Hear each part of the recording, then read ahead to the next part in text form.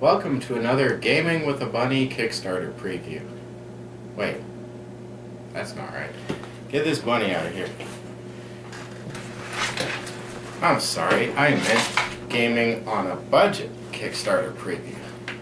Today's game is a zombie-themed card game called District Z. Now, District Z is definitely the sort of game that I'm proud to cover on Gaming on a Budget because, well, as far as Kickstarter goes, the $25 full game pledge level is pretty affordable.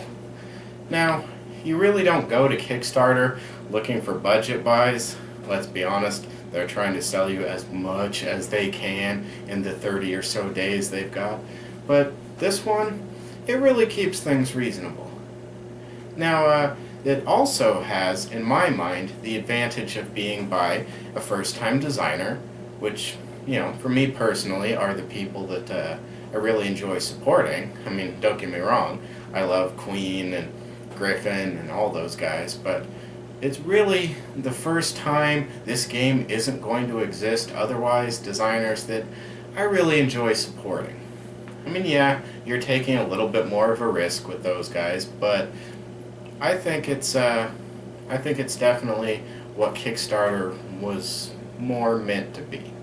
So, on this particular game, I found a few things to really help it stand outside the, shall we say, crowded zombie genre. First off, it's got the usual assortment of items, such as first aid kits, and pistol, baseball bat, extra ammo, which is neat because it actually lets you discard it instead of losing a ranged weapon when you do the out of ammo roll. And then there's the really interesting items, to my mind. Teddy bear, for example, which is just fantastic. Nothing helps you survive the zombie apocalypse like a teddy bear. I mean, that's a given. Now, you've also got your character portraits. These will be the cards you will be putting in stands and moving around the cards that are making up the board. You've got your character cards stats, that give you the special ability, the combat, the health, so on of your particular character. You've got the location cards. These ones pretty much run the game. They'll have a section on the card that will tell you to roll a six-sided dice and maybe some monsters, well, zombies, spawn. Maybe, you find an item. Maybe nothing happens at all. You'll just have to see. These are going to start face down on the board, meaning that you're not going to know what's where. This is important because what you're doing primarily is looking for these guys, the location objective cards. These are things like the cure and ID card that basically enable you to win the game when you find them. Now, the interesting thing here is that they have the same back as the location cards. So you're not going to know where exactly they are without doing a bit of exploring. And in a city rife with hordes of zombies, that can be a little hazardous.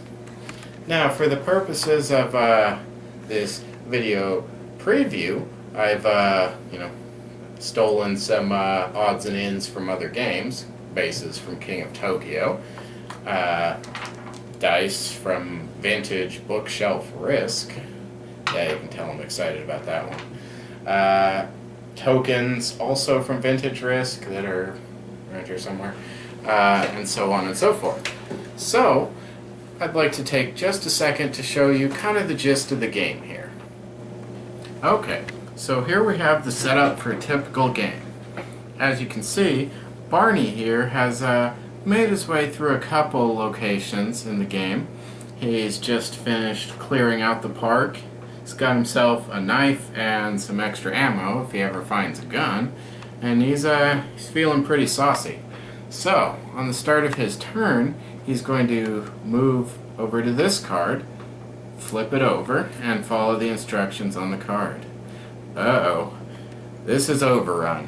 This means that poor Barney is going to be facing a goodly number of zombies. So, first we're going to roll the event dice. A 3. Now that would normally mean 4 zombies, but Barney's special ability is to add or subtract 1 point from the event dice. So he's going to go ahead and change that down to a 2. Which means only 3 zombies to deal with. I'm going to use happy little blue cubes to represent the zombies. Barney? So, since there are 3 zombies, the zombies will be rolling 3 dice. Since good old Barney here has a knife, he's going to be rolling 3 dice as well. So I'll go ahead and roll some dice here. Oof, that is bad news for Barney. No matter how you slice it, he just took himself a whole pile of wounds right there. You're going to have the option of matching what dice up against what, but there's just no way to come out ahead in this roll. Now, if, for example, one of his dice was a 5, he could have canceled out this dice or even beaten one of the other 2. Unfortunately, he just didn't get that lucky. Let's go ahead and say, though, that Barney takes a couple wounds. Keep in mind you'll have nice fancy tokens for the wounds and the zombies in the actual game. I'm using little bits from Vintage Risk.